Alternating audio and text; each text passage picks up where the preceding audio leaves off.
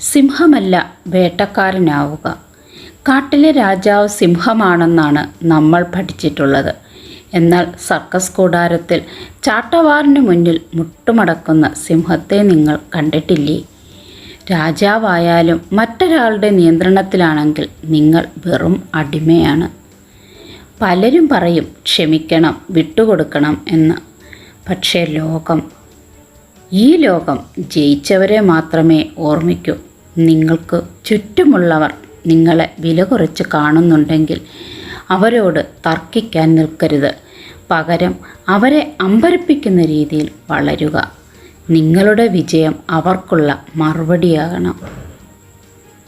സിംഹത്തെപ്പോലെ ഗർജിക്കാനല്ല, കഴുകനെപ്പോലെ ഉയരത്തിൽ പറക്കാനാണ് നിങ്ങൾ പഠിക്കേണ്ടത്. മഴ പെയ്യുമ്പോൾ എല്ലാ പക്ഷികളും കൂട് തേടി ഒളിക്കുമ്പോൾ മേഘങ്ങൾക്ക് മുകളിലൂടെ പറന്ന് മഴയെ തോൽപ്പിക്കുന്നവനാണ് കഴുകൻ. പ്രതിസന്ധികളെ ഭയപ്പെടാതെ അതിനു മുകളിലൂടെ വളരാൻ ശ്രമിക്കുക. നിങ്ങളെ തോൽപ്പിക്കാൻ ലോകം പ്ലാൻ ചെയ്യുമ്പോൾ ചരിത്രം തിരുത്തി കുറിക്കാൻ നിങ്ങൾ തയ്യാറെടുക്കുക. കാരണം വിജയിക്കുന്നവന് മാത്രമേ ഇവിടെ നിയമങ്ങൾ എഴുതാൻ അവകാശമുള്ളൂ.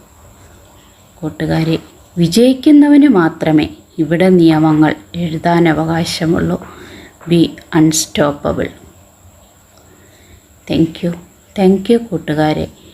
ഈ വീഡിയോ നിങ്ങൾക്ക് പ്രയോജനപ്പെട്ടു എന്നുണ്ടെങ്കിൽ താഴെ കമൻറ്റുകൾ എഴുതിയിടാൻ മറക്കരുത്. Thank you.